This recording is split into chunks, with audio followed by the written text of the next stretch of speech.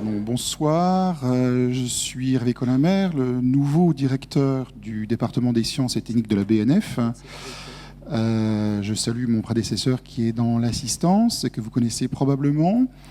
J'ai le plaisir de vous accueillir ce soir au nom du président Bruno Racine de cette Bibliothèque nationale, de vous accueillir ce soir donc pour la première soirée, la première conférence de notre cycle Un texte mathématicien, donc 4e année consécutive avec beaucoup de succès, confirmé ce soir par votre présence nombreuse. Donc un cycle qui va s'égrener donc au cours de 4 séances au long donc de cette nouvelle saison 2008-2009.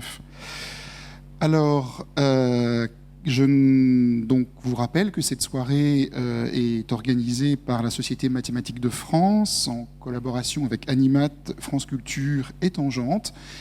Et donc la Bibliothèque nationale est absolument ravie de vous avoir dans ses murs ce soir. Vous souhaite la bienvenue et une excellente soirée. Et je passe la parole au professeur Martin Andler qui va donc introduire scientifiquement cette soirée. Martin, c'est à vous. Merci. Je remercie encore une fois la BNF de son accueil. C'est toujours un plaisir de faire une conférence, d'organiser une conférence dans ce lieu.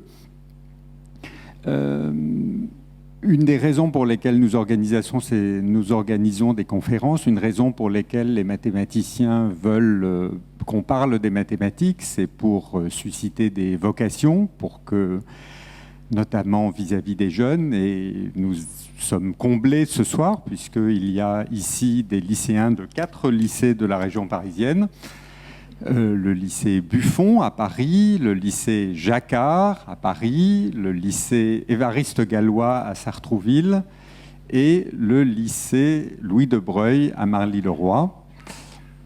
Et donc, en principe, une petite centaine de lycéens qui ont été préparés spécialement pour cette conférence, puisque 2 de nos jeunes collègues, Alexis de Vulder et, Smaïl Halili, Alexis est de l'université de Versailles-Saint-Quentin, Smaïl Halili est de l'université de Cergy-Pontoise, ont été dans ces lycées dans les derniers jours pour faire des conférences préparatoires, ceci dans le cadre de ce que nous appelons à Animat et à la SMF, des promenades mathématiques. Maintenant, je voudrais dire quelques mots sur le conférencier de ce soir, pas sur la conférence, c'est lui qui va en parler. Marc Yor est professeur à l'université Pierre et Marie Curie, où il a fait presque toute sa carrière. Auparavant, il était au CNRS. Il est membre de l'Académie des sciences, c'est un spécialiste de la théorie des probabilités, il est mondialement connu dans ce domaine et il est l'auteur de plus de 300 articles scientifiques, ce qui rend la plupart d'entre nous un petit peu pâles d'admiration. Il va nous raconter aussi le rôle qu'il a joué dans l'affaire Döblin, qui est le sujet de la conférence de ce soir. Donc, je vous laisse avec Marc Yor.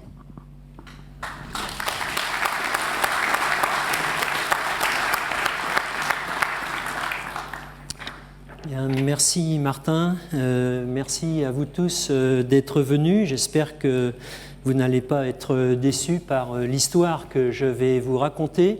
Cette histoire, elle a quelque chose d'un peu universel. J'aurais envie de... Bien sûr, il y a un titre que vous connaissez, Duplique acheté de Wolfgang Döblin aux équations différentielles stochastiques. Mais je pense qu'il y a un autre titre que l'on pourrait donner, c'est quelque chose comme En quête de la vérité mathématique dans la tourmente nazie.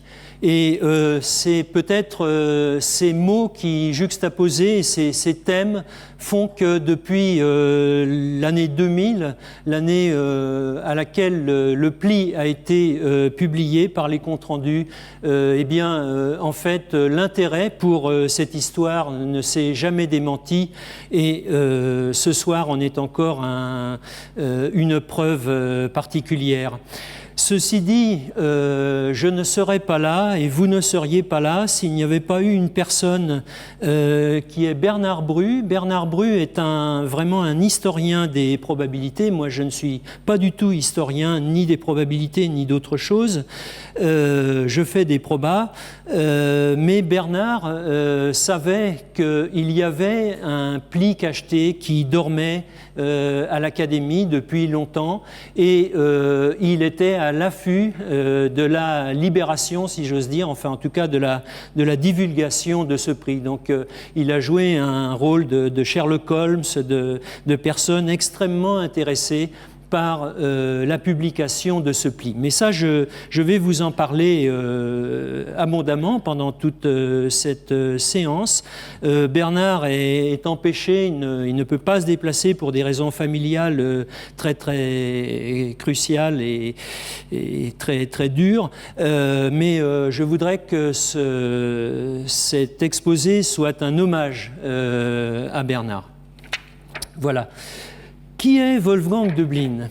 Eh bien, Wolfgang, c'est le second fils d'Alfred Döblin. Alfred Döblin, 1878-1957, c'est un célèbre auteur, bon, peut-être plus célèbre en Allemagne qu'en France, mais enfin, un certain nombre de personnes en France le connaissent bien. C'est le célèbre auteur de Berlin Alexanderplatz, qui est paru en 1929 et qui, du jour au lendemain, l'a rendu extrêmement célèbre. Et ce succès a été amplifié par le fameux film de Fassbinder avec le même titre.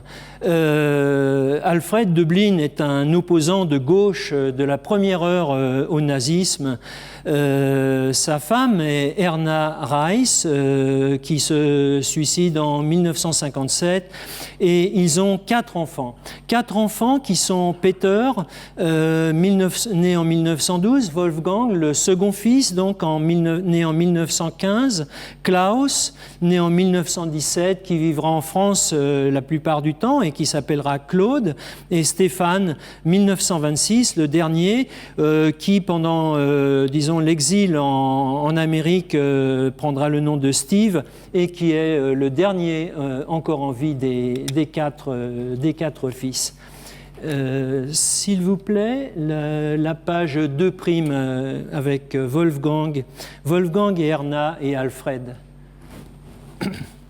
Voilà, donc vous voyez Wolfgang en 1928, Wolfgang et Erna, sa mère, en 1928 également, Alfred, le père, en 1935. Merci. En mars 1933, c'est l'incendie du Reichstag.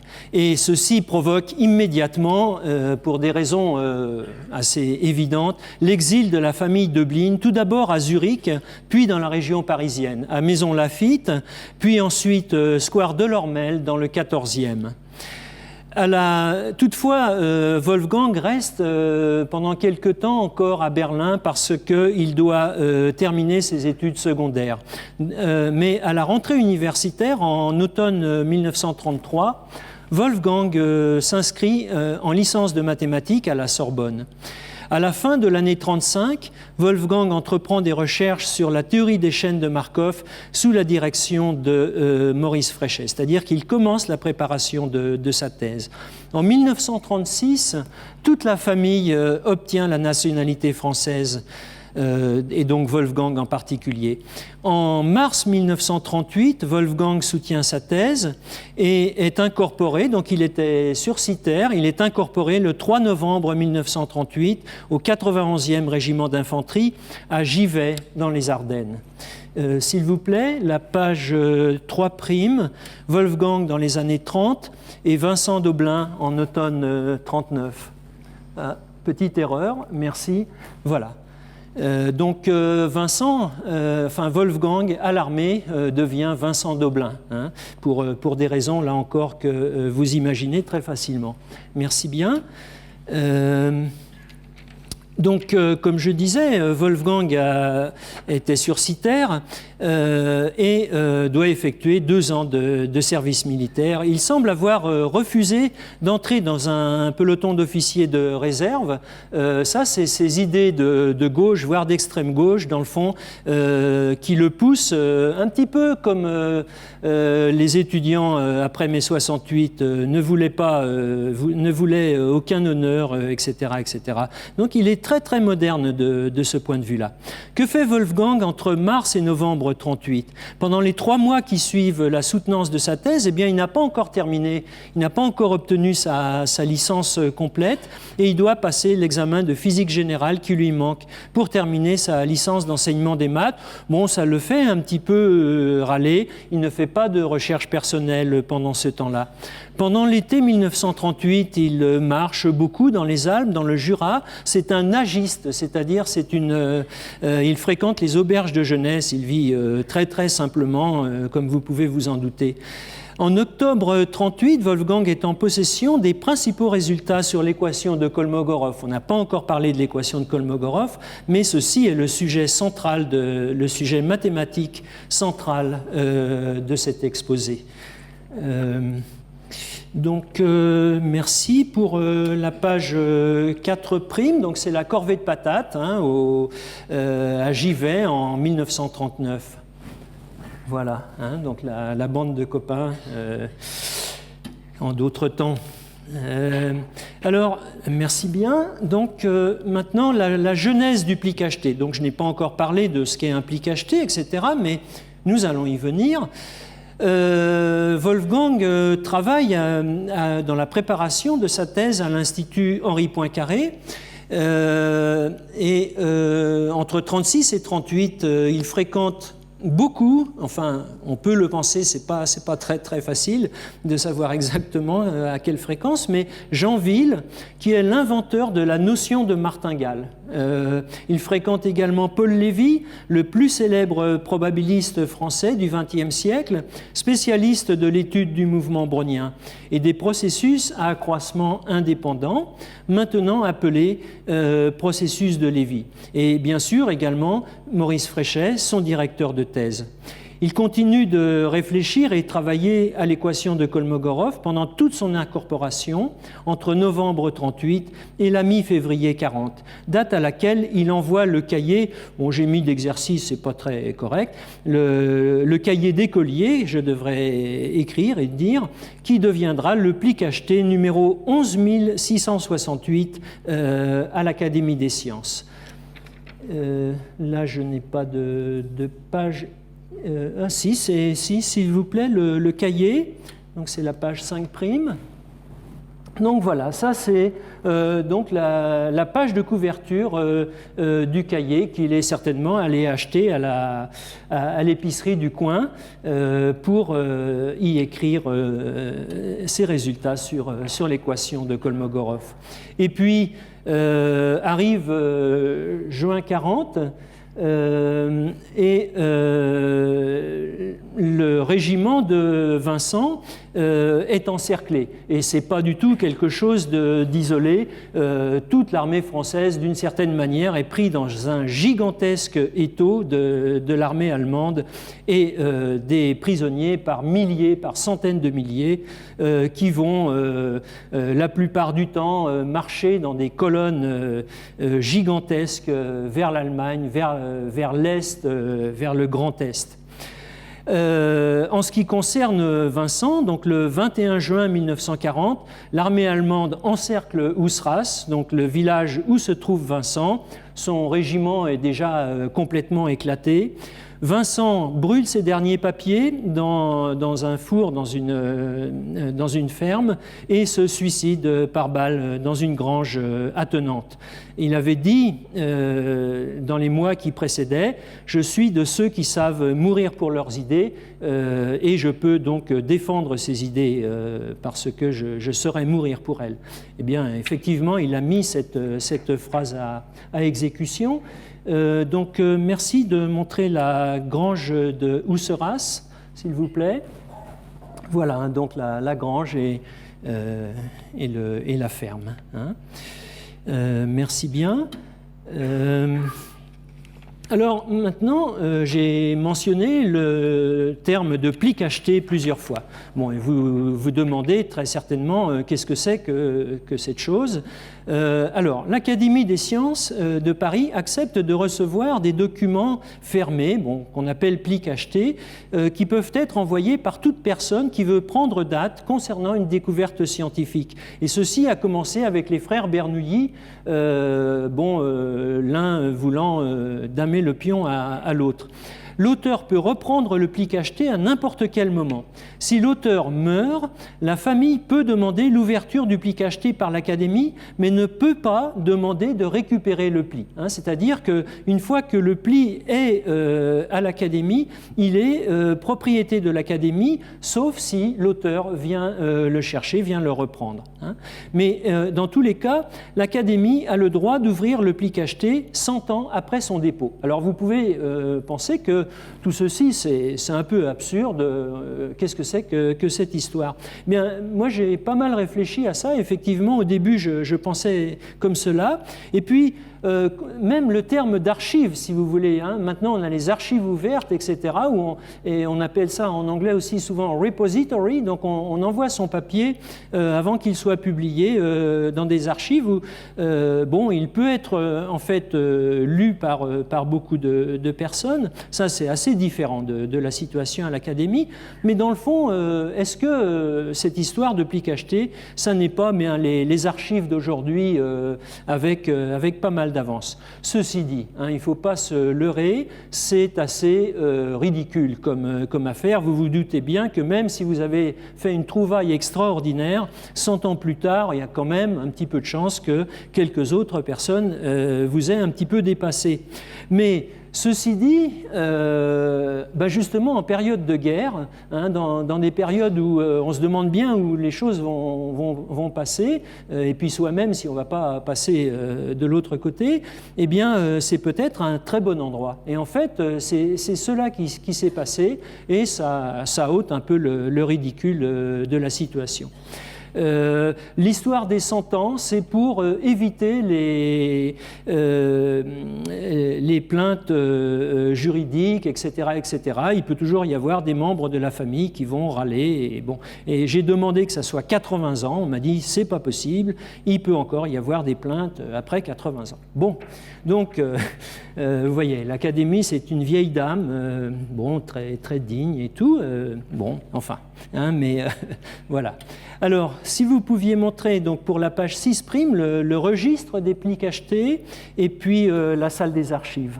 Voilà, donc là, il y a le registre en haut, et puis en bas, c'est l'enveloppe, l'enveloppe du pli que Wolfgang a envoyé par une voie très sûre, en fait, la poste des armées, donc qui est arrivée sans problème à l'Académie. Et puis, donc, il y a la salle des archives avec les boîtes en ferraille. Voilà, donc là-dedans dormaient et dorment encore beaucoup de documents, la plupart complètement zozo, mais il y en a quelques-uns qui ne sont pas si zozo que ça. Bon, alors maintenant je vais ôter ma casquette de pseudo-historien et puis essayer de mettre ma casquette de probabiliste. Alors allons-y. Donc ce pli cacheté, il est enregistré mi-février 40 et il a le numéro 11668. Alors, que raconte Wolfgang donc, dans son cahier qui constitue ce pli cacheté? Eh bien, il entreprend de décrire, en s'appuyant sur des propriétés de martingale, et à l'aide du mouvement brownien, un processus de Markov assez général, à trajectoire continue et à valeur réelle. Bon, vous dites, voilà, dommage, il a enlevé sa première casquette, c'était peut-être pas génial, mais là maintenant ça devient un peu du chinois. On va essayer de traduire un petit peu. Alors, si je ne suis pas complètement cinglé, il faut que je vous explique un peu de quoi on parle. On parle de quoi? On va parler de mouvement brownien, on va parler de processus de Markov et on va parler de martingale. D'accord? Donc il faut que j'explique ces trois termes. Alors, mais tout ça, dans le fond, il y a quand même quelque chose qui est derrière tout ça, hein, c'est les probabilités. Et enfin, un peu plus précisément, en fait, c'est l'évolution, une évolution d'un phénomène aléatoire ou de quantité aléatoire au cours du temps. Hein. Bon, bien sûr, il y a la notion de probabilité, mais c'est surtout cette évolution, cette dynamique temporelle avec laquelle on va se bagarrer. Hein. Alors, bon, donc, avant même de décrire, d'essayer de décrire ces trois notions, il faut que je parle un tout petit peu d'un processus aléatoire. Hein. Donc, qu'est-ce que c'est qu'un processus aléatoire? Eh bien, il y a le temps qui s'écoule, le temps c'est petit t. Dans le pli, c'est le temps continu. Maintenant, vous pouvez estimer à un moment, pour des raisons ou pour d'autres, que vous travaillez en temps discret, c'est-à-dire il y a la première seconde, la deuxième seconde, etc., ou la première heure, la deuxième heure, etc., etc. Donc là, il y a une petite cassure. Il y a certains probabilistes qui sont très temps continu, d'autres qui sont très temps discret. Hein. Bon, là, on sera plutôt dans le temps continu, mais je vais quand même raconter des histoires en temps discret. Hein. Alors, c'est quoi? C'est donc toute une famille de variables aléatoires, hein, c'est-à-dire de variables qui dépendent de l'aléa, et cette famille est indexée par le temps. Voilà ce que c'est qu'un processus aléatoire. Alors, je vais donner des exemples, bon, qui valent ce qu'ils valent. Hein. Petit oméga, ben, c'est notre point générique hein, dans un espace assez gigantesque en général. Bon, donnons un exemple. Xt de oméga, la température au temps petit t dans l'environnement oméga. Bon, vous mettez sous environnement ce que vous voulez. Oméga de yt de oméga. Je prends un autre exemple. Tension oculaire au temps t du patient oméga, etc., etc. Hein, vous pouvez faire aussi bien que moi. Alors, par contre, ce qui est important pour le probabiliste, donc là, on revient un petit peu à la base, hein, dans le fond, c'est peut-être pas tellement xt ou yt, etc., mais c'est que ces variables, elles sont distribuées d'une certaine manière. Hein. Il y a une loi de probabilité derrière à laquelle obéit cette variable ou cette famille de variables. Alors j'ai essayé d'écrire ça dans un cas assez simple. Donc la probabilité que xt par exemple appartienne à un certain intervalle AB, bon ben prenons un cas assez générique quand même, bien bon vous avez probablement vu l'intégrale de Riemann, mettons, somme de A à B de dx ft de x pour une certaine fonction ft, bon indexée par t, mais une certaine fonction de x. Maintenant, vous pouvez dire, ok, je voudrais m'intéresser à la loi conjointe, hein, à la fois à la loi de xs et la loi de xt. Hein, et je les prends tous les deux ensemble. C'est l'aléa, c'est ma tension oculaire en l'instant s et en l'instant t, enfin la mienne et puis celle de tout le monde. Bon, eh ben, admettons que ceci, ça s'écrive maintenant comme une intégrale double, hein, avec une fonction f indice st de x et de y, etc., etc. Hein. D'accord? Alors, bon, qu'est-ce que c'est? Donc, le probabiliste, dans le fond, lui, qu'est-ce qu'il fait? Qu'est-ce que c'est son boulot?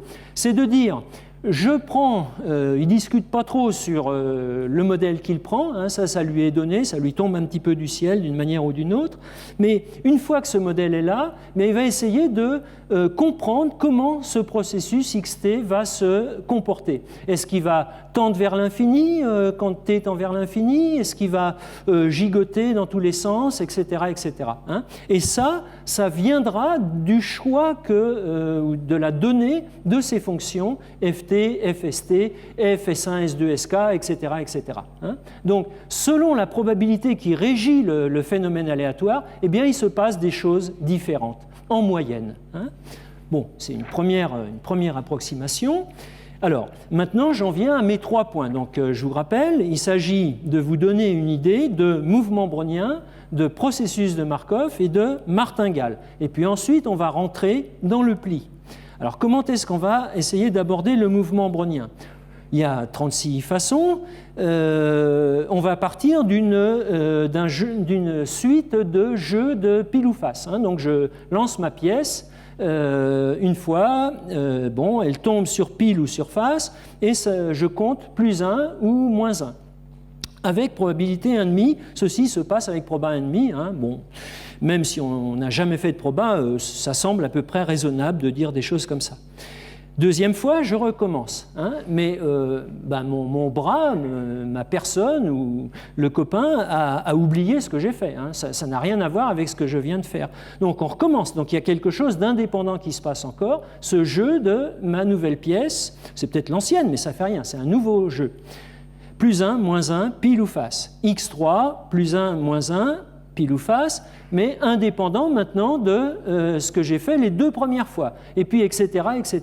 Hein, donc j'ai toujours cette idée d'indépendance. Alors l'indépendance, je ne vais pas la définir, on va garder ça un peu comme une idée naïve, enfin l'idée de tout le monde. Hein. Qu'est-ce que c'est que 2 choses indépendantes? C'est 2 choses qui n'ont pas à voir l'une avec l'autre, je ne sais pas quoi. Bon, maintenant avec la globalisation, on n'est plus indépendants les uns des autres, mais disons, il y a peut-être eu quand même un moment où je suppose que l'évolution en Chine, mettons, était assez indépendante de l'évolution en Amérique du Nord. Enfin, on peut discuter longtemps de ce genre de choses. Hein. Alors, ça, c'est je joue. Hein, je continue à jouer comme ça, 1 fois, 2 fois, 3 fois, etc. etc. Bon. Ce qui va je peux m'intéresser, ça ne semble pas complètement absurde, hein, au nombre de fois où ma pièce est tombée sur pile. D'accord ? Mais comment je vais compter ça ? Ça va me donner Sn égale x1 plus x2 plus xn. Puis une autre quantité, assez naturelle également, ça va être SNM. J'ai 2 temps maintenant, n plus petit que m, et je regarde le nombre de fois où c'est tombé sur pile entre n et m. Hein. D'accord, bon, c'est un petit peu plus compliqué parce que là, comme j'ai mis plus 1 et moins 1, je fais plutôt j'ajoute et je retranche, etc. Hein, je fais un pas en avant, un pas en arrière, enfin, vous voyez, bon, c'est un tout petit peu plus compliqué que ce que j'ai dit, mais c'est pour la suite pour la suite. En tout cas, bon, ces sommes ont un sens, et puis on peut se demander, on peut essayer de les étudier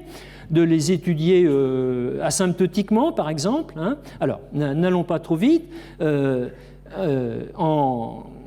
Essayant de synthétiser, de reprendre ce que je disais tout à l'heure sur l'indépendance, cette somme jusqu'en N1, cette somme des N1 première fois, la somme entre N1 et N2, la somme entre NK et NK plus 1, tout ça c'est indépendant. D'accord ?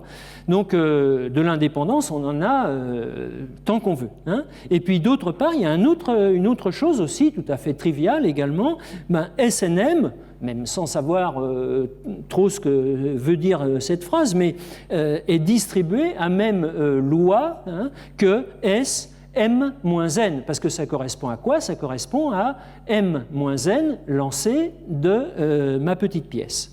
Alors maintenant, les probas, qu'est-ce qu'on peut essayer de dire, hein? Qu'est-ce qu'on peut essayer de trouver avec les probas? Il y a une chose, quand même, on va pas trouver on n'est pas des devins. Hein? Personne, il n'y a pas un probabiliste qui va vous dire demain matin tu vas jouer au loto et tu vas gagner machin machin. Il n'y a pas un qui va vous dire ça. Au contraire, on apprend tout de suite justement à ne pas jouer au loto. Hein? Mais par contre, il y a des choses qui vont marcher, qui vont être et qui sont des théorèmes très importants. C'est des études asymptotiques. Hein? Et d'ailleurs, je suppose que vous connaissez même les noms. Je vais vous les rappeler. Études asymptotiques donc de Sn quand n tend vers l'infini. Première chose. Cette suite Sn, elle ne peut pas converger. Hein? Elle va gigoter, elle va prendre des grandes valeurs, des petites valeurs, etc. Elle ne peut pas converger, ce n'est pas possible parce que si je regarde la différence entre n plus 1 et n, hein, Sn plus 1 moins Sn, la différence c'est quoi? C'est xn plus 1, en valeur absolue c'est 1. Donc Sn plus 1 et Sn, ils restent toujours à distance 1. Bon, supposons que ça converge, je vais avoir S infini moins S infini, en valeur absolue égale 1, enfin, il y a quelque chose qui ne va pas. Ça ne converge pas, ça gigote indéfiniment. Ok, Sn est coincé entre moins n et plus n. Alors maintenant, une chose intéressante, bon, vous allez dire, c'est pas génial quand même comme résultat, mais enfin, ça représente tout de même quelque chose. Est-ce qu'on peut quand même, en divisant Sn par une fonction de n, obtenir quelque chose d'intéressant?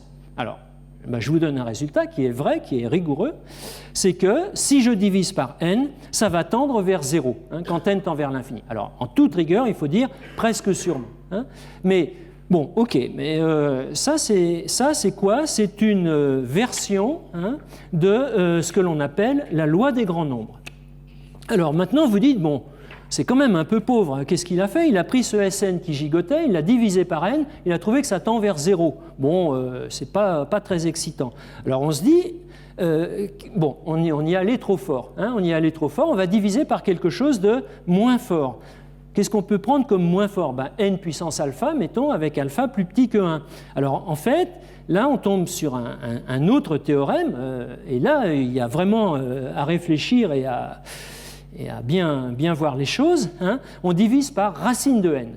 Alors, quand je divise par racine de n, bon, ça va pas converger. Hein, ça ne va pas converger au sens, disons, standard. Hein, mais par contre, la loi de 1 sur racine de n, Sn, elle va converger. Alors, ceci, j'ai essayé de le présenter de la façon suivante. La probabilité que Sn sur racine de n soit inférieure ou égale à x va tendre vers une certaine quantité que je peux écrire. Bon, là encore, je suppose que vous avez un petit peu dans votre bagage, disons, l'intégrale, hein, d'une gentille fonction, une fonction continue. Hein, et qu'est-ce qu'on trouve? Eh ben, on trouve quelque chose de tout à fait remarquable, cette intégrale de moins l'infini à x de dy et puissance moins y2 sur 2, normalisée par racine de 2pi, de façon à ce que, ben, si je prenais x égale plus l'infini, il faudrait quand même que j'obtienne 1, parce que les probas, ça a toujours une masse totale égale à 1.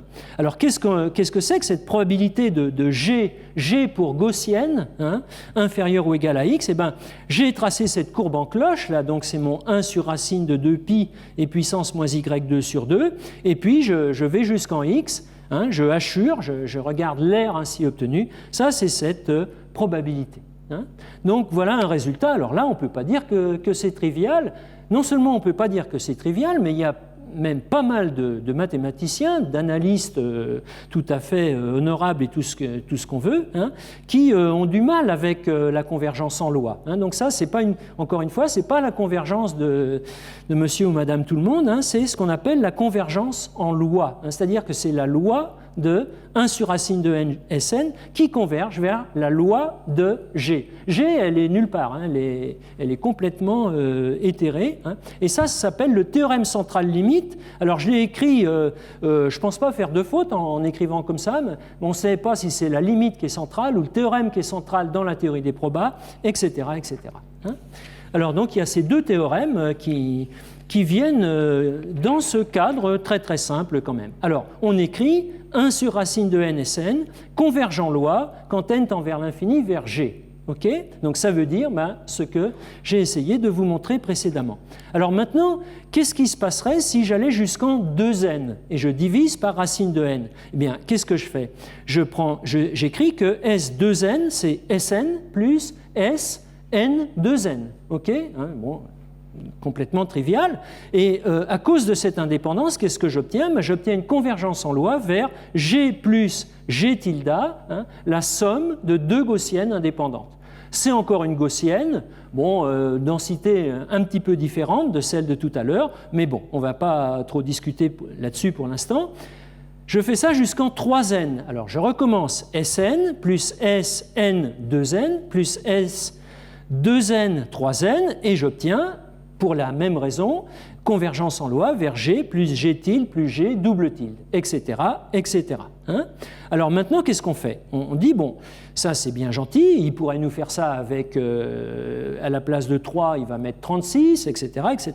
Bon, mais on va essayer de faire un peu plus fin, on va mettre du temps continu. D'accord? Alors qu'est-ce qu'on va faire pour ça? Quand même, je peux regarder que S en des temps discrets, hein, en les entiers. Donc je vais prendre la partie entière de petit s. Bon, petit s, c'est peut-être pas très bien choisi parce que j'ai mon grand S, mais ça fait rien.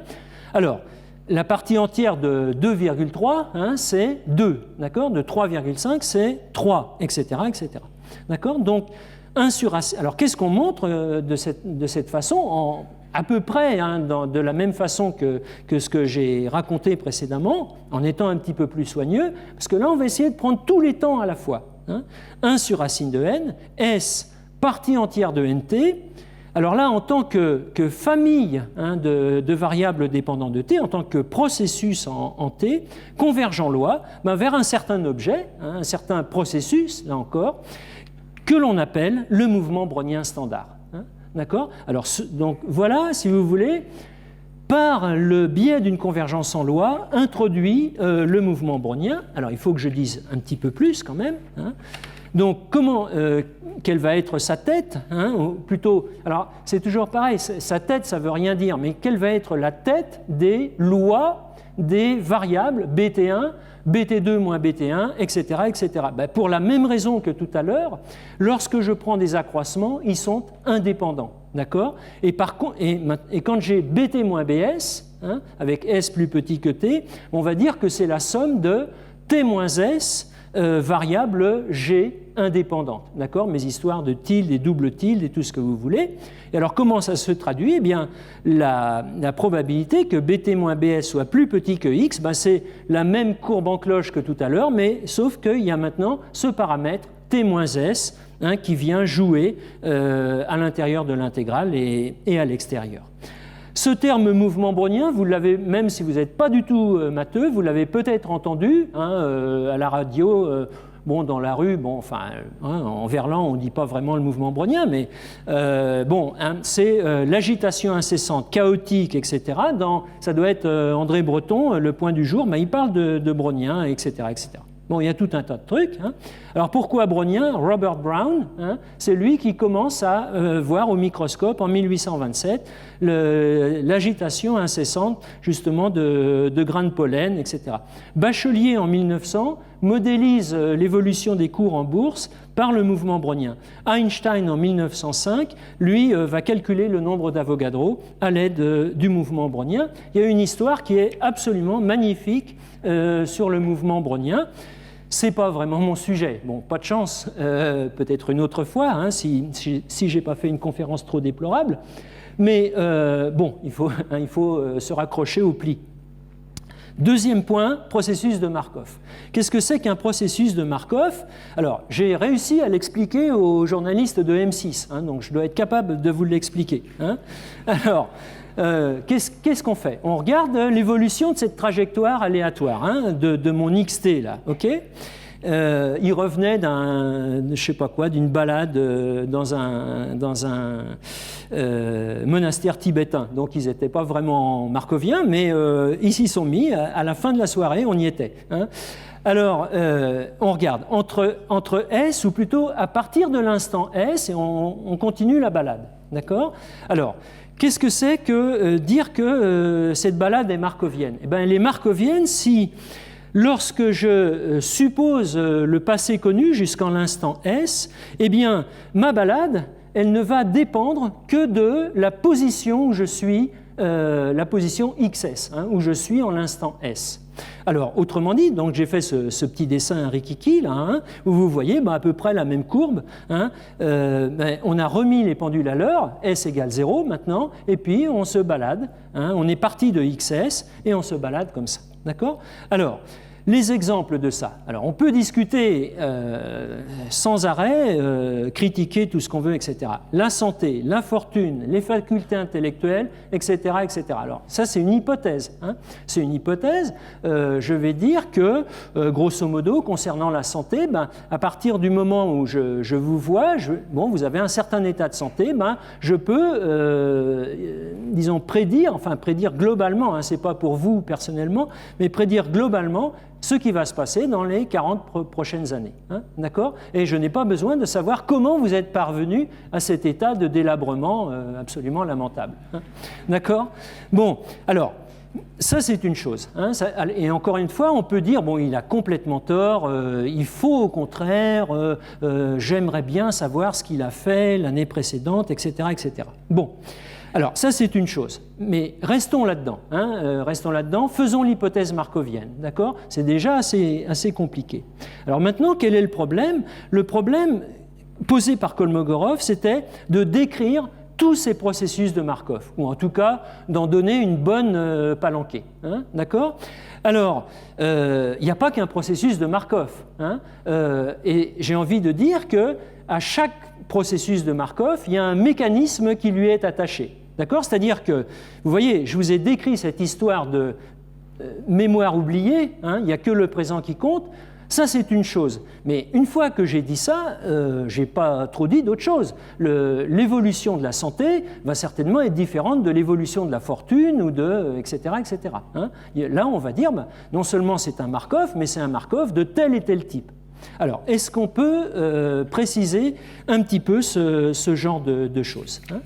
Alors, je vais vous donner 2 exemples. Hein. Il y en a un qu'on vient de voir, il nous est tombé dans les bras, hein, c'est le mouvement brownien. Alors, et je dis que le mécanisme de ce processus de Markov, c'est l'addition. D'accord ? Alors, on va essayer d'expliquer ça.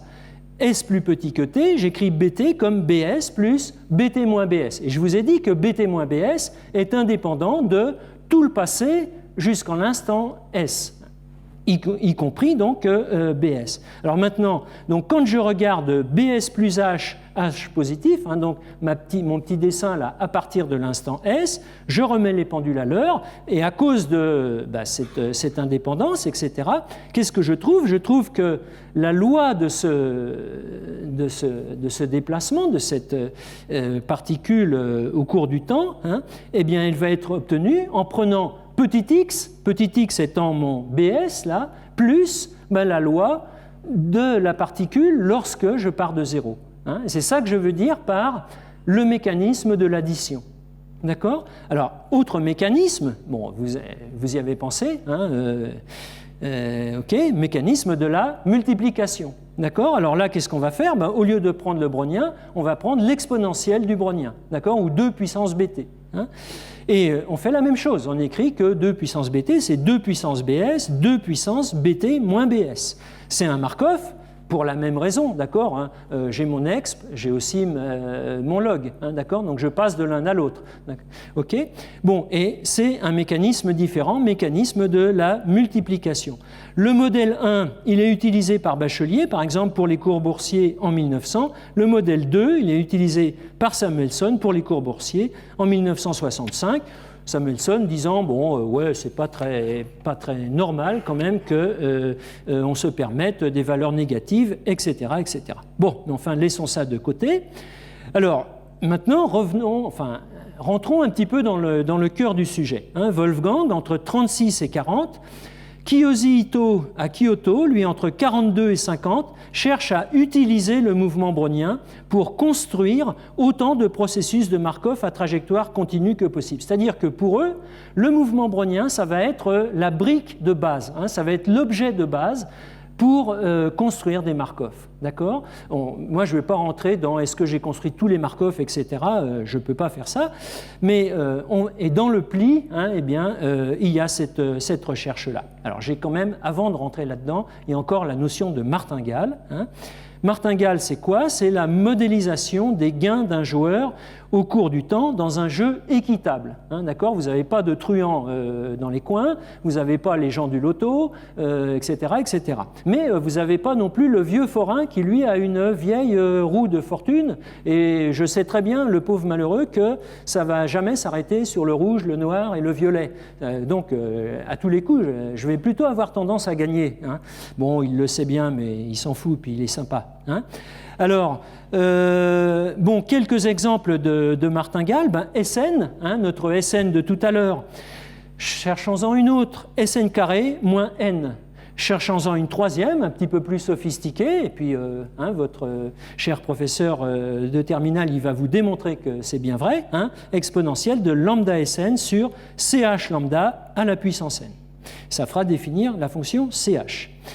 En temps continu, bt, le brownien, bt carré moins t, exponentielle lambda bt moins lambda 2t sur 2. Bon, qu'est-ce que c'est qu'une martingale ?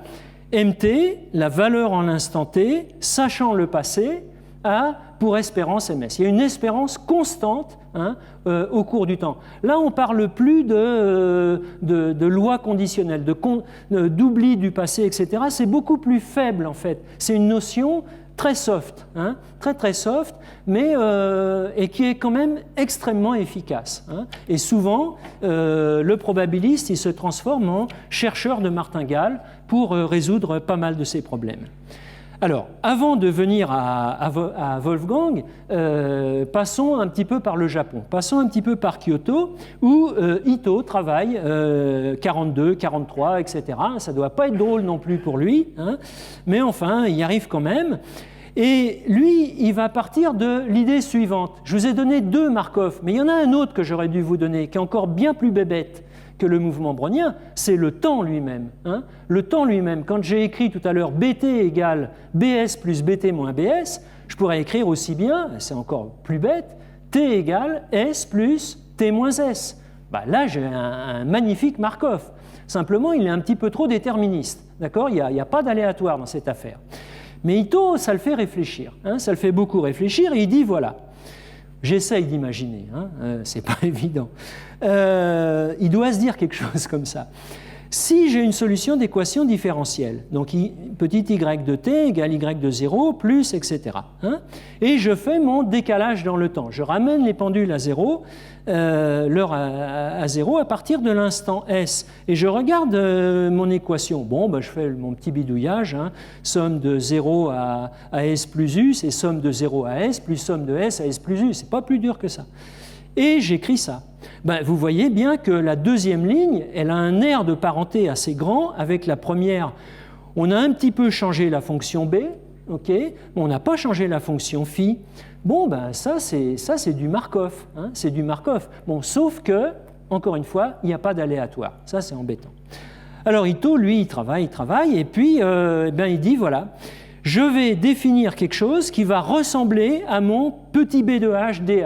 Hein. Alors ça, c'est ce qu'on appelle l'intégrale stochastique d'Ito. Donc il est capable de définir une intégrale par rapport à cette fonction très erratique. Cette fonction très erratique, elle n'est pas dérivable. Hein. Donc bon, vos intégrales avec b' de h dh, ben non, ça ne marche pas. Il faut faire un truc beaucoup plus fin que ça. Mais Ito le fait, hein, et il est capable, une fois qu'il a défini ses intégrales, ben de la même façon, il regarde une équation différentielle, mais là on va l'appeler équation différentielle stochastique, équation différentielle aléatoire, régie par le mouvement brownien. Puis bon, maintenant, on ne va pas faire la bêtise que j'ai faite tout à l'heure, on va prendre le mouvement brownien et le temps. On a 2 Markov hein, dans la poche.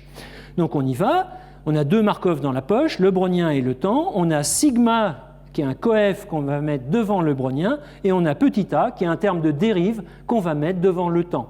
Donc ça nous fait notre équation différentielle stochastique. D'accord ? Alors, qu'est-ce que vous faites à partir de là ? Bon, je ne suis pas sûr que vous ayez vu un petit peu les équations différentielles ordinaires, mais peut-être quand même les linéaires. Hein ? Bon, ben, vous savez à peu près la méthode de variation des constantes, etc. Bref, il y a une espèce de machine qui tourne là, hein, qu'on peut appeler la machine de Picard. Et bien, la machine de Picard, elle va marcher aussi pour les équations différentielles stochastiques d'Ito, et ça va nous permettre d'écrire YT égale une certaine fonctionnelle, hein, le résultat de la machine de Picard, en petit y, virgule, BH, H inférieur ou égal à T. C'est-à-dire que j'aurais construit de façon assez compliquée, si sigma et A sont un petit peu compliqués, j'aurais construit de façon assez compliquée un nouveau Markov. Pourquoi un nouveau Markov ? Parce qu'il hérite de la propriété de Markov du mouvement brownien. D'accord, et du temps, si vous voulez. Hein. Et alors, bon, pourquoi ? Ben, regardons ça. Faisons toujours notre petit changement de variable neuneux, là. Hein. Et ben, YS plus U égale phi de YS, BS plus H moins BS, H inférieur ou égal à U. C'est le même truc, hein. C'est la même expression, la même machine de Picard, appliquée maintenant à point de départ YS, et puis à l'accroissement du mouvement brownien après l'instant S. Mais qu'est-ce qu'on a dit ? On a dit que cet accroissement, il est indépendant du passé jusqu'en l'instant S. YS, au contraire, est mesurable par rapport au passé. Bon, ben voilà, ça colle bien. Hein, ça colle bien. Pour connaître le développement, l'évolution de Y après l'instant S, je n'ai besoin que de connaître YS, et puis j'ai ma machine de Picard et le mouvement brownien qui ont fait le travail pour moi. D'accord ? Donc voilà Ito au travail, hein, à Kyoto dans les années de guerre. À côté de ça, il a un complément extraordinaire. Par exemple, on pourrait dire, bon, c'est bien beau d'avoir regardé YT comme ça, mais maintenant je voudrais regarder exponentielle de YT. Hein, on revient un petit peu, ou n'importe sinus de YT, etc., etc.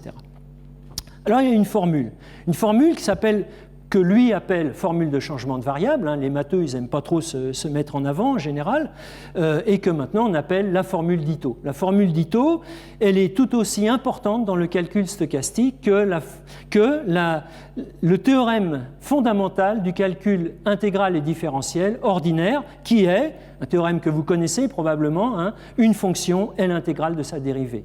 Okay. Bon, mais ici, il faut faire attention parce que les fonctions qu'on a, les fonctions aléatoires, elles ne sont pas dérivables. Donc il faut faire très attention. Et la marque de fabrique du calcul stochastique, c'est qu'il y aura non seulement une dérivée première, mais ce qu'on appelle aussi une correction d'Ito avec une dérivée seconde. Hein. Donc il y a le premier terme. Bon, le premier terme, il vous étonne probablement pas trop. Hein. J'ai pris l'intégrale de f', le long de la trajectoire y.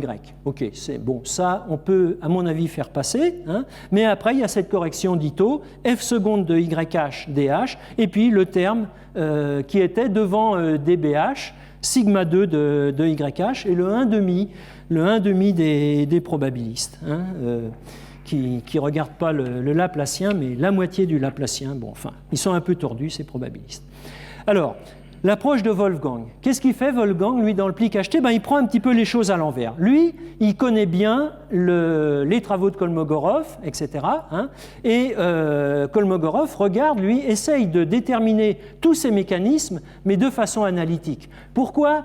Moi, j'ai posé la question à Bernard Brouet, j'ai dit, mais c'est quand même drôlement étonnant, t'es sûr que Wolfgang, il a vraiment fait des trucs aussi performants, etc. Il me dit, mais oui, parce que le brownien, il avait droit de citer, mais les autres processus, non. C'était encore des objets qui étaient dans les limbes. Hein. C'était des trucs qui n'existaient pas. C'était des fantômes, etc., etc. Il ne fallait pas en parler. Par contre, l'analyse, ça, c'était super bien. Hein. Alors, l'analyse, c'est quoi? C'est la donnée d'une fonction grand F de 4 variables, petit x, petit y, st. Alors, Kolmogorov et compagnie, eux, ils travaillent en non homogène, c'est-à-dire dans le temps, il y a encore une dépendance dans le temps. Hein, mais dans le fond, c'est pas idiot ce truc, parce que c'est les deux, hein, il y a le temps et l'espace, bon, ok. Mais enfin, ça complique un petit peu les choses. Hein. Alors, il y a des données infinitésimales, hein, qui vont en fait nous donner, qui vont régir notre Markov, qui vont nous donner le mécanisme. Mais c'est un peu dur à faire passer. Ces données infinitésimales, c'est la dérive, petit a, et c'est le terme de diffusion, le coef que Ito met devant dB. Hein, alors là, il est pris au carré. Alors Bernard, il regarde, et puis etc., et puis il finit par me le passer, et puis je regarde ce qu'il a fait, et puis on est de plus en plus étonné, de plus en plus émerveillé, et on se dit, au début on se disait, on va rien comprendre, ouais, puis c'est dépassé, puis gna gna gna, etc. Et on va de surprise en surprise, d'émerveillement en émerveillement, parce que à la fois, il nous parle de façon très moderne, hein. Alors, il faut savoir un petit peu lire. Il n'y a pas le mot martingale dans le pli, hein, mais bon, il faut être idiot ou alors avoir rien compris à son cours de martingale pour ne pas voir qu'il est en train de montrer que c'est une martingale. Alors, qu'est-ce qu'il fait? Page 14, donc il y a sa première martingale qui sort. Donc, lui, il dit, voilà, j'ai un Markov qui m'est donné par Kolmogorov et je vais essayer de comprendre comment il est fabriqué. Hein, c'est donc la réciproque de ce que fait Ito. Ito, lui, il construit. Hein.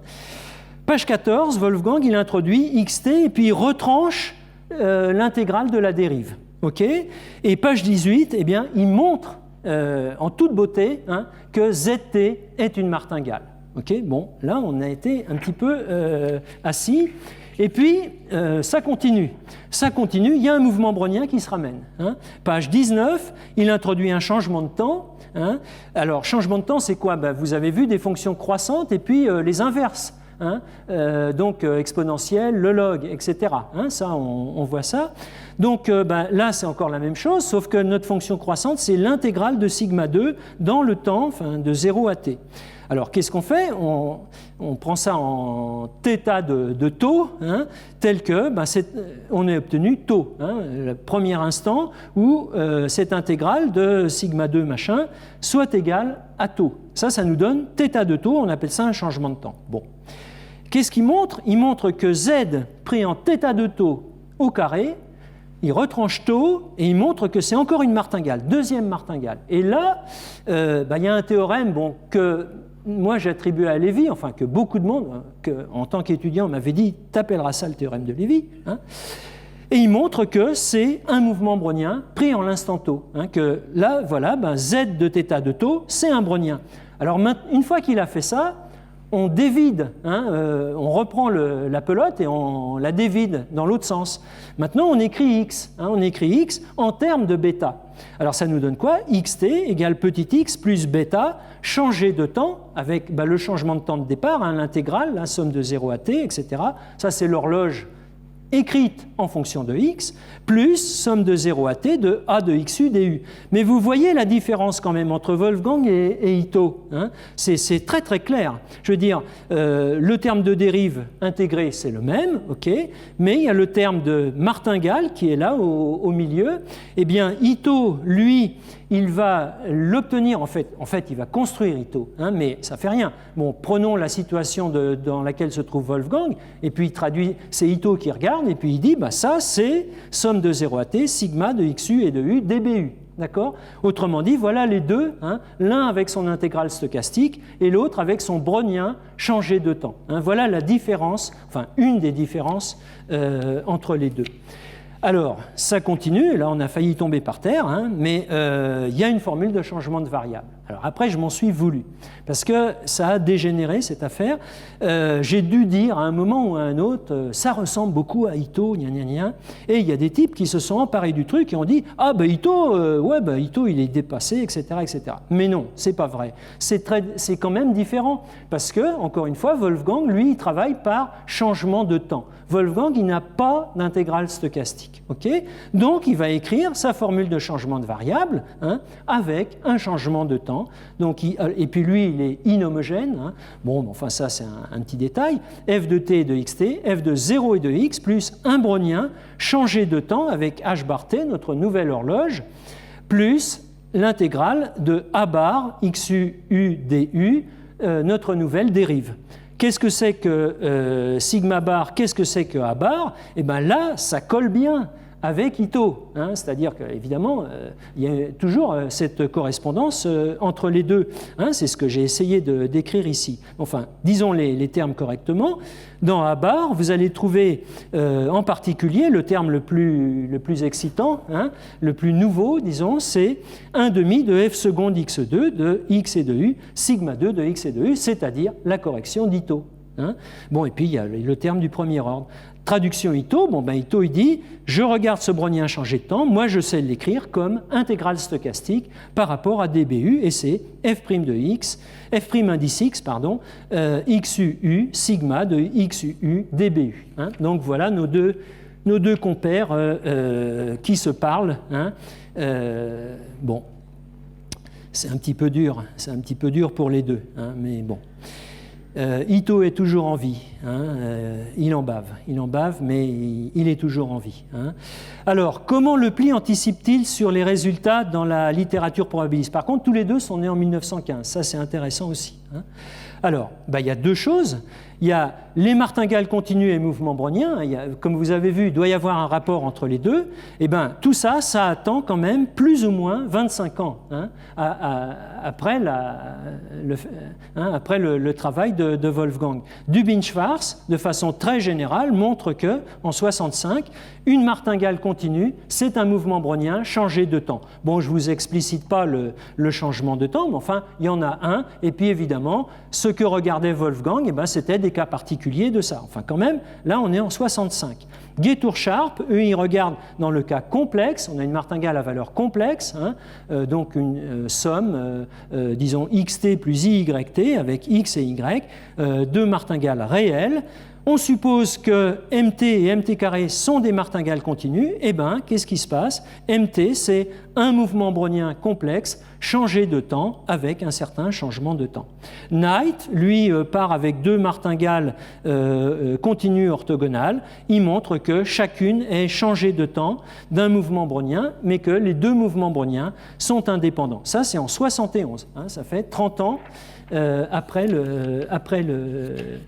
le travail de Wolfgang. Deuxième chose que j'avais apprise également en tant qu'étudiant, bien docile et tout, hein, que les changements de temps, ça c'était grosso modo, bon je vais dire Volkonsky, hein, Volkonsky dans Theoria, donc le journal russe, enfin le journal soviétique à l'époque, hein, Random Substitution in Time in Strong Markov Processes, donc 1958, il recommence en 61, et Watanabe, lui, en 75, hein, il sort un petit papier où il résout, il dit, bon, après tout, supposons, là il ne connaît pas hein, l'existence du pli HT, supposons que je ne connaisse pas l'intégrale stochastique de mon maître Ito, eh bien, comment je ferais?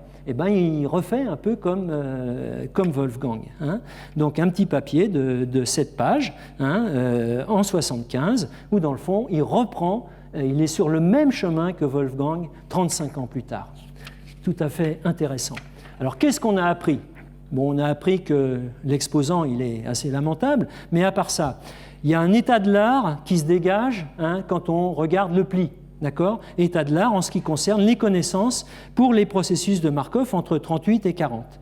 Il y a une façon nouvelle d'étudier ces processus, déjà de dire un processus c'est digne d'intérêt. Hein? C'est pas un objet qu'il faut mépriser, etc. Mis à part le brownien, quand même, le brownien, on ne va pas le mépriser. Hein? Mais bon, Wolfgang, lui, dit ils sont tous sympas, hein, ils sont tous importants, tous ces braves processus, et dans le fond, ils ressemblent beaucoup aux browniens. Hein. D'accord? Donc ça, c'est vraiment ce que nous apporte Wolfgang.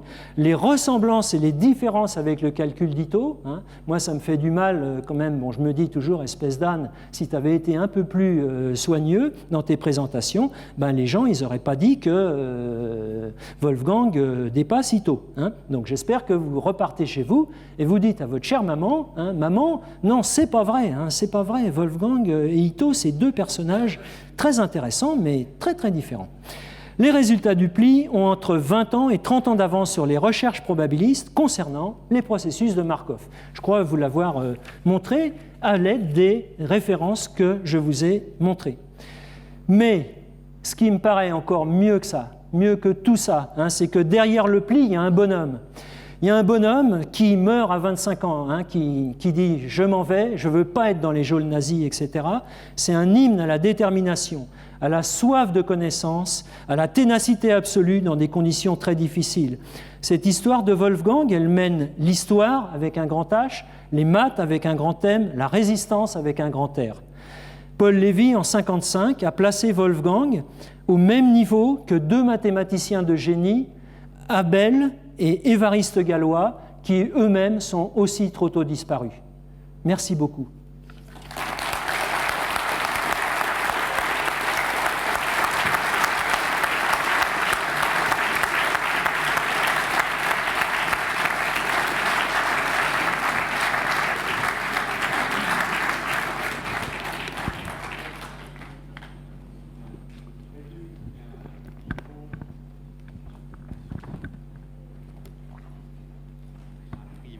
Donc, nous avons le temps de poser quelques questions aux conférenciers. Donc, je passe la parole à la salle qui a le courage de...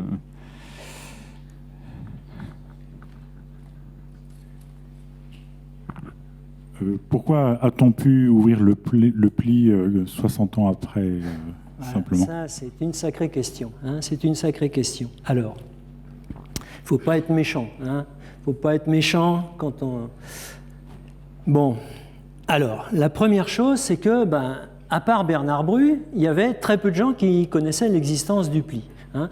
Donc ça nous mène en gros vers 90. D'accord? Tout le monde, bon, ils ont d'autres choses à faire. Après, c'est entre 90 et 2000. Alors là, c'est beaucoup moins clair. Hein. C'est beaucoup moins clair. Alors, il y a Claude, le frère aîné, et puis il y a Stéphane. C'est Claude qui est en charge des affaires de la maison de Dublin et des affaires de papa en particulier, et qui dit: si c'était la volonté de Wolfgang de planquer son truc pour 100 ans, on va le laisser là. Hein? Wolfgang, il avait la trouille que ça soit piqué par les Allemands, etc., etc. On va le laisser là. Est-ce que c'est vrai ça? Est-ce qu'il nous dit la vérité quand il nous dit ça? Alors, ce qui s'est passé un petit peu avant mai 2000, il envoie une lettre à l'Académie et il dit: j'ai perdu la personne qui m'était le plus chère au monde, ma femme, et maintenant tout m'est égal. Ouvrez le pli. Voilà. Hein, donc, la réponse, si j'ai une petite idée, je crois que vous l'avez comprise, ma petite idée, je ne vais pas la donner. Hein, je ne vais pas la donner, mais voilà, ben, ça reste un petit peu comme ça. Hein. Moi, je crois qu'il faut être content que quand même Claude, à la fin, il a vraiment dit, voilà, ouvrez-le. Hein, ouvrez-le, j'en ai marre, tout ça, ça a trop duré. Et puis ça a été magnifique finalement. Ça a été magnifique parce qu'on a une situation qui n'est pas du tout la situation standard de la recherche. Il y a eu quelque chose qui s'est fossilisé, hein. Il y a eu un travail très précis, très clair qui a été fait, et puis après tous les autres gens ils ont continué à travailler indépendamment. Bien sûr, ils ne connaissaient pas l'existence du pli. Maintenant, de nos jours, ce n'est pas du tout comme ça. Hein. Il y a X qui travaille, et puis il y a Y pas très loin, il entend vaguement, ouais, ah oui, tiens, pas mal, ouais, ok. Il va téléphoner à Z, il va emailer à Y, etc. Enfin bon, bref, hein, tout ça finalement, bien souvent, on ne saura plus trop l'origine de ces idées. Bon. Ceci dit, on peut faire ça tout à fait honnêtement, tout à fait, c'est intéressant d'avoir tous ces échanges, mais là, il y a quelque chose qui est inhabituel et à mon avis qu'il faut prendre du bon côté dans le fond. Hein. On a eu beaucoup de chance et puis aussi d'être dans cette famille où papa était écrivain et dans le fond, tout était écrit partout. Hein. Dans les archives de Marbar, eh bien, Wolfgang, il écrit au dos des manuscrits de papa. Hein. Et donc, il y a plein de trucs qu'on trouve comme ça. Hein. Donc ça, c'est magnifique. Voilà. Mais je ne peux pas en dire plus et je n'en sais pas plus. Et après, c'est mon mauvais esprit. Hein. Voilà.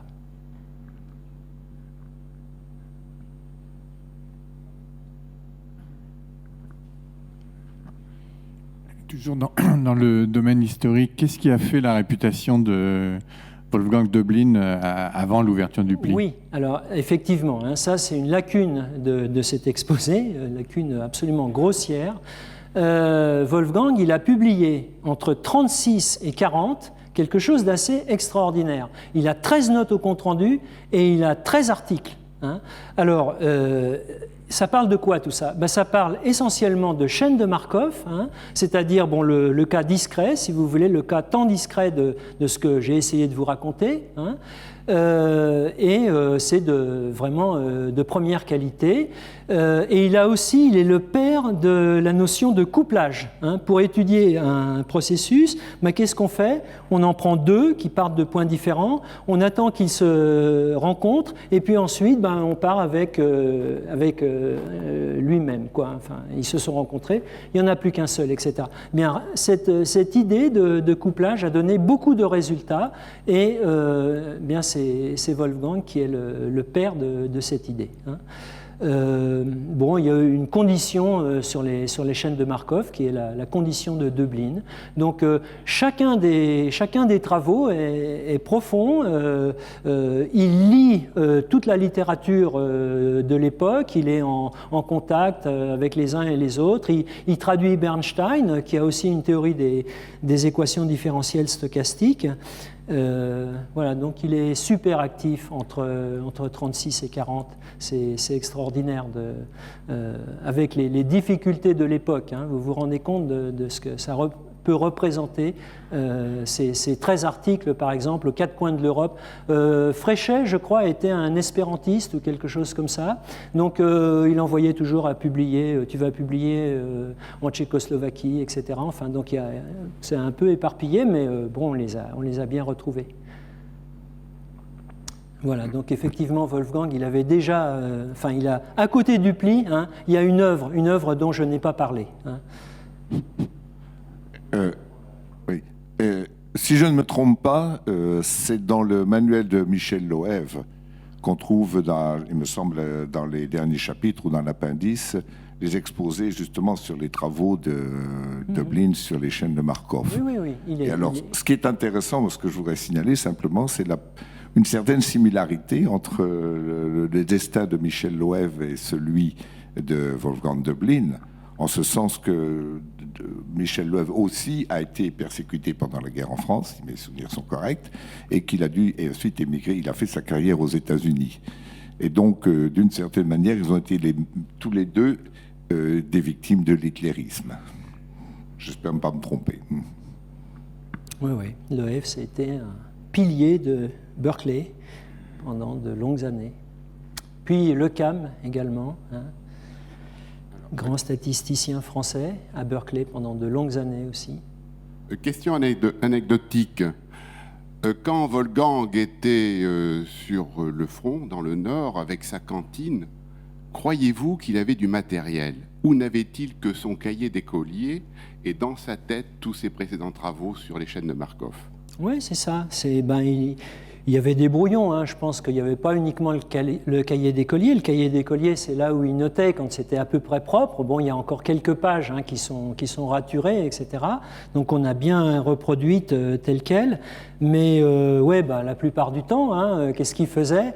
Il était en train d'écouter comment démonter et remonter un P36, etc. Et puis il s'en foutait complètement. Et puis, soldat de Blin, vous m'en ferez 24.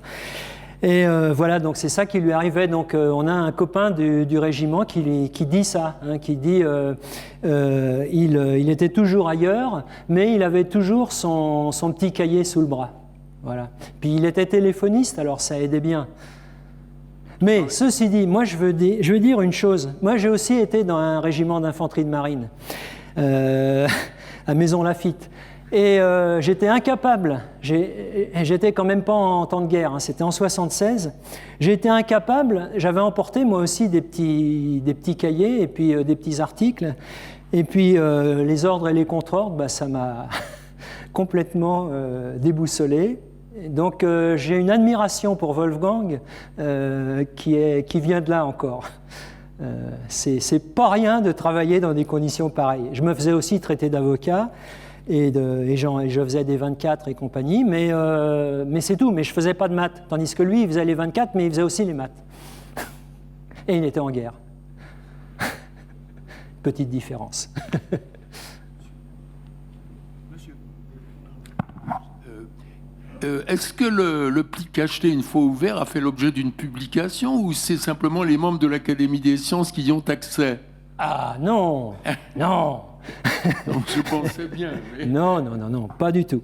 Alors, les comptes rendus mathématiques sont accessibles à n'importe qui. Hein. Bon, évidemment, si vous allez online avec Elsevier, ça va vous coûter un petit peu. Mais si vous allez chez le copain ou si vous allez au 9e étage, au 175 rue du Chevaleret, qui n'est pas si loin d'ici, vous allez trouver tous les comptes rendus possibles et imaginables. Vous allez au 3e étage, labo de Proba, vous allez trouver le numéro spécial de décembre 2000, gratis Prodeo. Et eh bien, il vous sera commenté, même peut-être par l'âne de service qui est devant vous. Voilà, donc non, c'est complètement accessible à n'importe qui. Hein. Voilà, et c'est une publication, hein, c'est vraiment une publication. Et nous, enfin, on a trouvé que c'était quelque chose de remarquable, alors que, comme j'ai dit beaucoup de mal sur la plupart des plis, et je suis prêt à continuer à dire ça. Hein. C'est également disponible à la Bibliothèque nationale de France. Encore plus près. Encore plus près.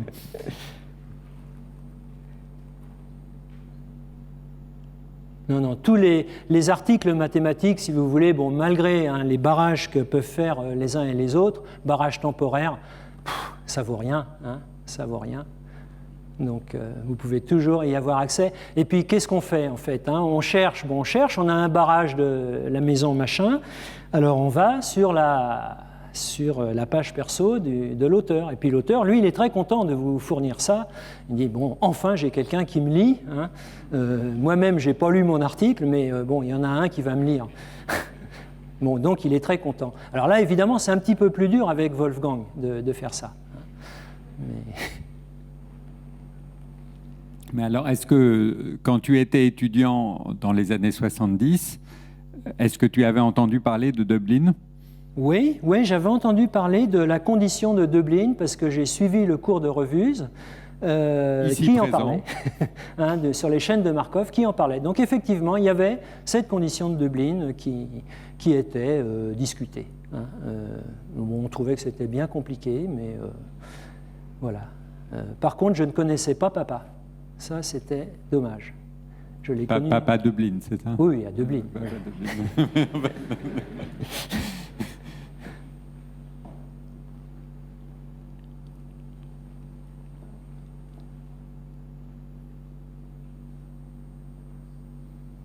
Alors, mais ça, bon, pas de question. Donc, ça pose peut-être un commentaire. On se demande toujours si les théorèmes mathématiques existent indépendamment de leurs inventeurs ou si c'est vraiment l'invention du mathématicien. Alors quand on a des expériences indépendantes, c'est-à-dire deux mathématiciens qui simultanément trouvent à peu près la même chose et le formulent dans des termes qui sont comparables, on a un élément de réponse et là on a par cette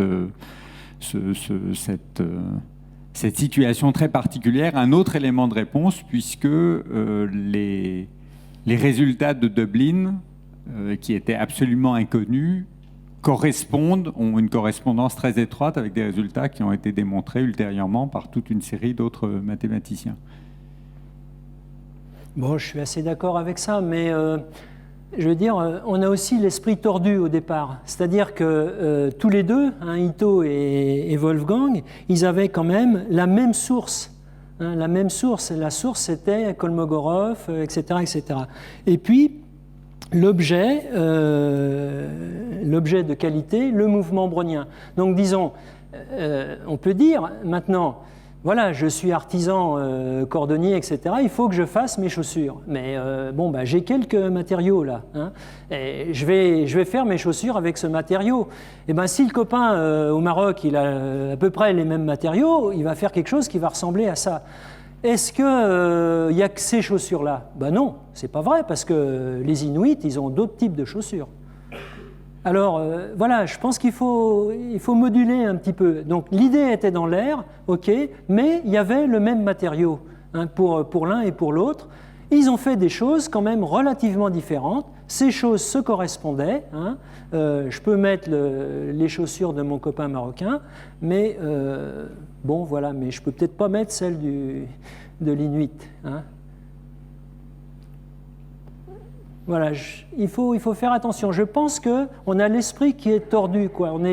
Je veux dire, la recherche, on ne fait pas de la recherche comme ça, ex nihilo. Hein. Quand, je me souviens, bon, je sais pas, j'avais un petit âge, bon, je ne savais pas trop ce que c'était que la recherche, je ne sais toujours pas d'ailleurs, mais je me disais, je veux faire des maths. Mais qu'est-ce que ça veut dire ? Mais en fait, on fait des maths avec les matériaux qui existent. Hein, et je crois que, et ça, donc ça, bon, moi j'exprime ça en disant qu'on a l'esprit tordu, hein, on a l'esprit qui est mené d'une certaine manière, si vous voulez. Vous êtes sur le Saint-Laurent, et ben, vous allez être poussé d'une certaine manière. Bon, il ne faudra pas trop s'étonner qu'on se retrouve tous, je ne sais pas où, à Notre-Dame du Bon Secours, etc. Hein, vous voyez, enfin, ce genre de choses, quoi. On ne fait pas de la recherche comme ça. Je me balade, je prends mon petit café et puis voilà, ça va me tomber dans les bras. Non, hein, j'ai travaillé longtemps et puis un jour, je me rappelle, fin de ma thèse, je regarde la nuque de mon professeur bien-aimé qui était juste devant moi dans un exposé, j'ai eu l'idée de génie, voilà, ah oui, mais ça marche comme ça. Manque de peau, j'avais déjà passé ma thèse. Mais bon, non, mais je veux dire, finalement, donc il y a des déclics qui se font, mais ils se font longtemps après ou ils se font un petit peu après. Ben, Wolfgang aussi, il a eu cette chance-là d'une certaine manière. C'est un peu dur à dire, mais il a eu cette chance. Il avait, dans le fond, ben, malgré le P36 et compagnie, on lui foutait un peu la paix. Hein, et puis les autres, bon, ils se beurraient un petit peu de trop. Mais lui, il était tranquille, il faisait ses maths, et puis il continuait à réfléchir sur ce qu'il avait appris de Jean Ville, de Paul Lévy, etc. Hein, et ça a joué un bon catalyseur. Hein, donc, autrement dit, tous ces matheux, il faudrait peut-être les mettre en prison et ça irait beaucoup mieux. Hein. Voilà. Oui, d'ailleurs, c'est effectivement arrivé pendant la guerre, puisque André Weil a fait des travaux très très importants pendant qu'il était en prison. Ouais. Il s'en est d'ailleurs vanté. Il y a un magnifique bouquin. Un grand mathématicien lui a suggéré qu'il pourrait peut-être arranger son retour en prison pour qu'il fasse des mathématiques aussi belles.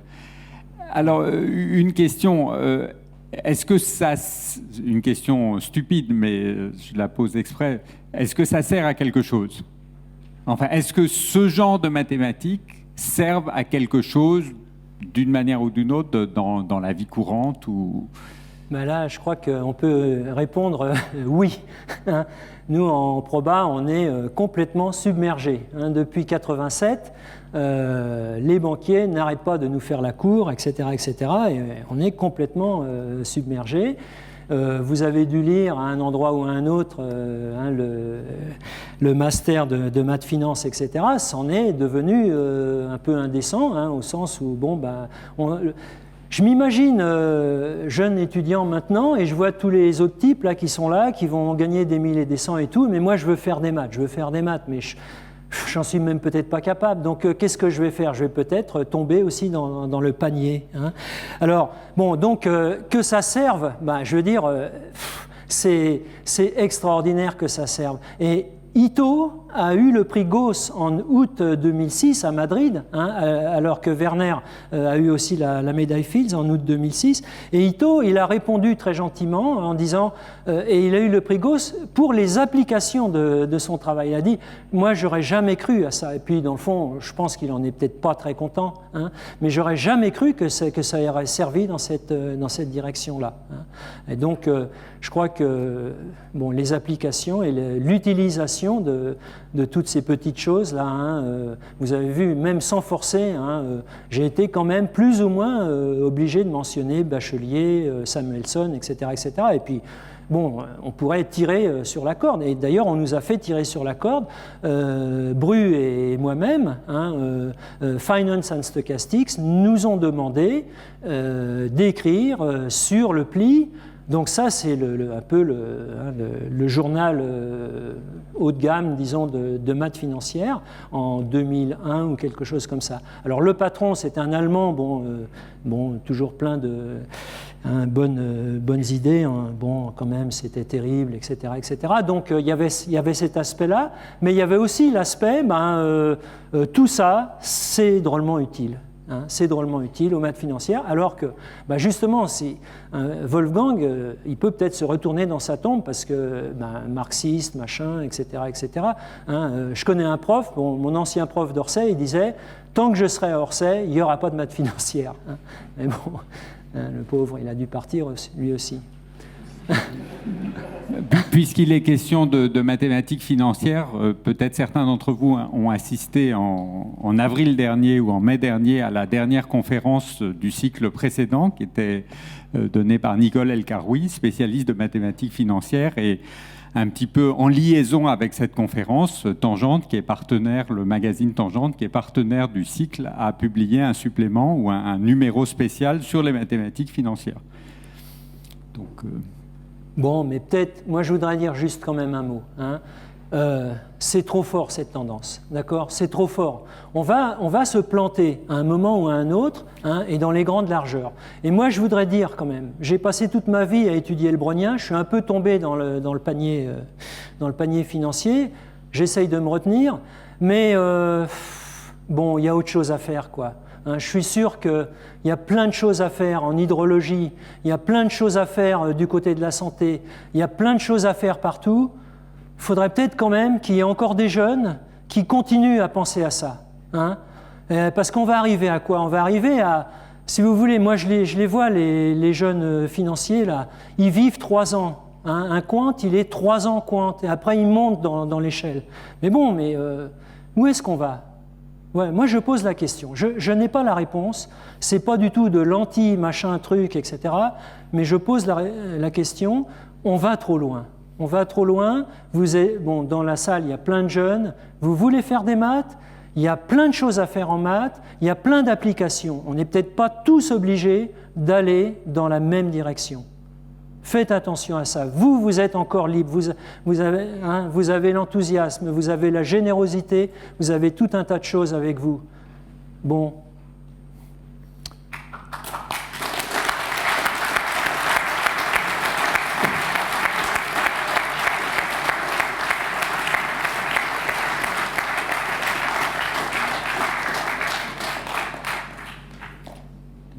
On est à des commentaires là. Si on réfléchit au mouvement brownien et aux allers-retours du mouvement, de l'idée des mouvements browniens, de l'observation de la nature, jusqu'à la modélisation mathématique en ont donné successivement Bachelier, Einstein, puis Wiener. Puis on avait besoin, pour que ça devienne une théorie stabilisée sur le plan mathématique, de la théorie de l'intégration qui a été développée par des mathématiciens français, surtout Borel et Lebesgue, aux alentours du siècle. Donc une origine qui vient des sciences naturelles, qui passe par disons une étude de mathématiques extrêmement pure, extrêmement théorique, extrêmement abstraite, pour ensuite revenir avec une force fortement démultipliée vers des domaines d'application, alors que ce soit les mathématiques financières, mais aussi toutes sortes d'autres applications, des équations différentielles stochastiques ou autres. Et c'est quelque chose qui est le mouvement permanent de la science, mais il ne faut jamais oublier que c'est comme ça que ça marche, parce qu'on a tendance à penser que c'est en se dirigeant vers des applications un peu prédéterminées qu'on va faire avancer les applications. Et ce n'est pas comme ça que ça marche. Oui. Excusez-moi, pourriez-vous replacer dans le contexte ces recherches mathématiques? Dans le contexte physique nucléaire peut-être?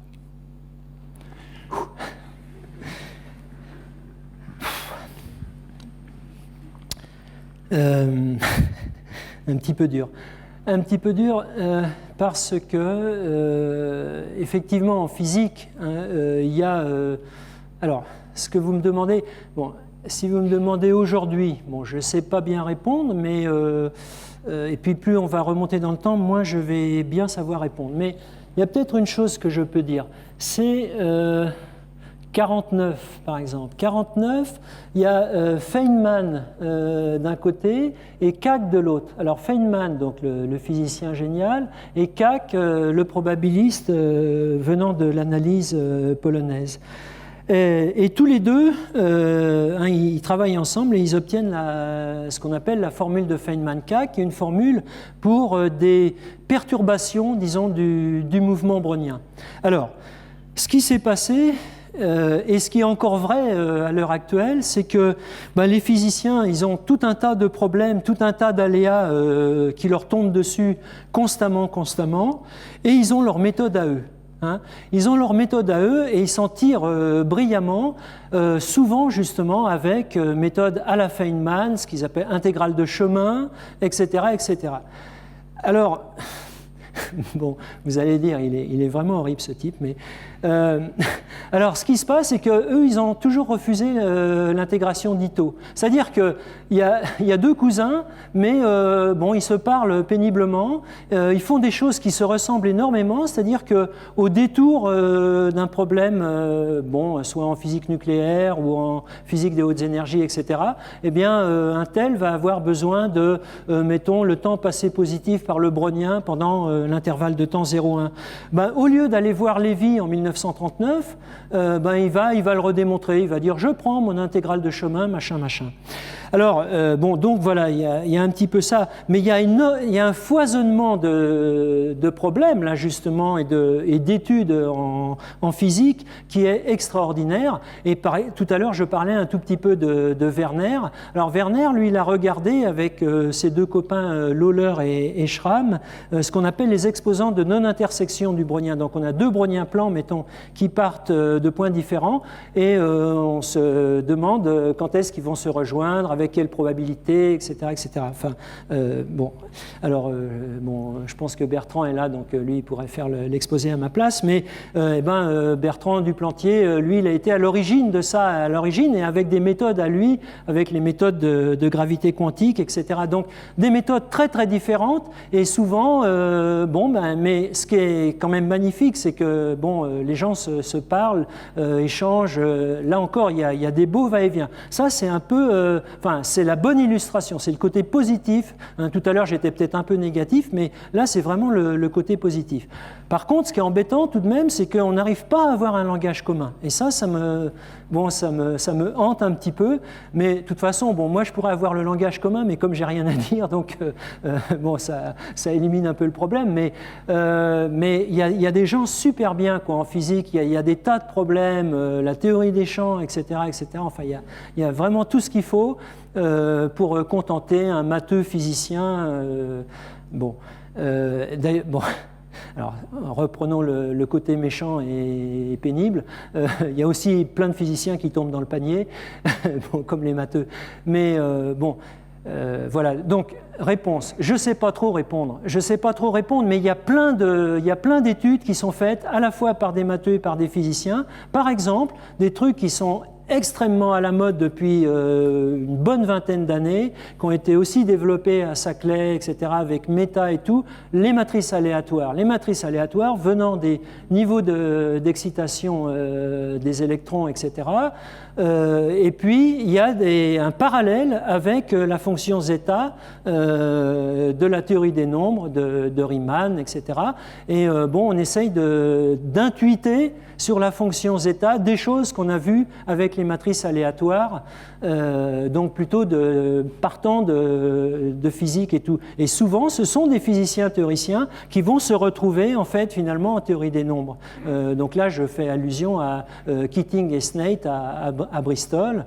Et il y a des trucs absolument remarquables et des convergences, des échanges fantastiques. Hein. Donc, excusez-moi encore, quelquefois, je suis vraiment trop négatif. Hein. Mais il y a des trucs très très chouettes avec les physiciens, et la physique, elle apporte énormément de problèmes, quoi. Ces problèmes d'exposants de non-intersection, c'est les physiciens qui les ont apportés. Hein. C'est Lévy qui disait à un moment l'imagination humaine se lassera de concevoir plutôt que la nature. Hein. Et alors, bon, en fait, jusqu'à maintenant, bon, qu'est-ce qu'il voulait dire ? Il voulait dire que les trajectoires du brownien, elles sont tellement compliquées que, bon, ben, il y aura toujours des choses à faire, mais peut-être les humains vont arrêter. Ben, jusqu'à maintenant, c'est pas vrai. Et espérons que ça va continuer. Enfin, tout donne lieu à penser que ça va continuer comme ça, avec souvent une grande impulsion du côté de la physique. Quand vous dites brownien, alors c'est la création sans tenir compte du passé ? Ouais, si vous voulez. Ben, j'ai essayé d'expliquer un petit peu tout à l'heure. Hein, Moi,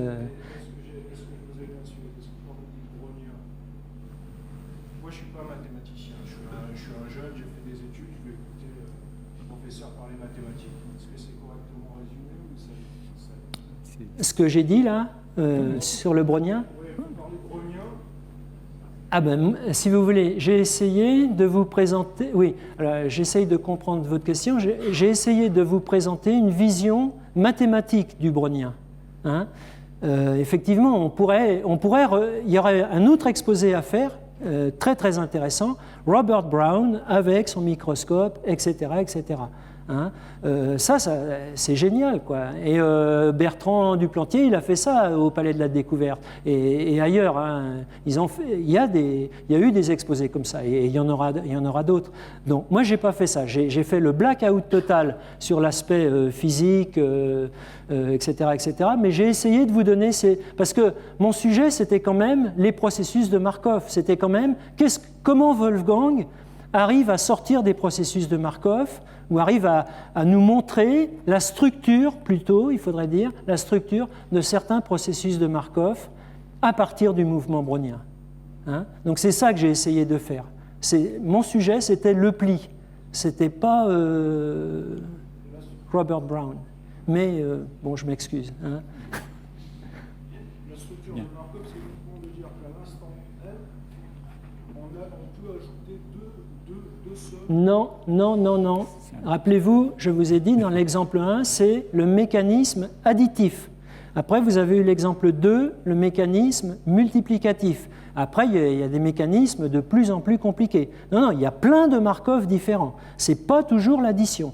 Mais l'addition est particulièrement sympa, particulièrement intéressante, et ça a donné ce qu'on appelle, justement, les processus à accroissement indépendant, qui sont des processus de Markov particuliers, parmi lesquels, là encore, le mouvement brownien, c'est le seul qui a les trajectoires continues, hein, mais sinon, tous ces processus de Markov à accroissement indépendant, ils ont été inventés et classifiés par Lévy et par Khinchin.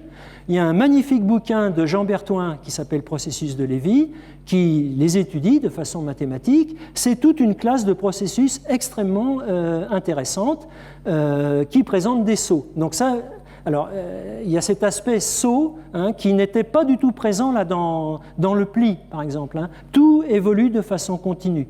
Alors, mais l'aspect saut, donc vous voyez, il y a toute une zoologie. Hein. Il y a toute une zoologie. Donc, ce que je voudrais pas, ça serait vraiment pas bien de ma part que vous repartiez à la maison et dites, OK,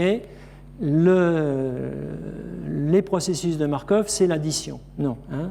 L'addition, c'est vraiment un cas très très particulier de processus de Markov.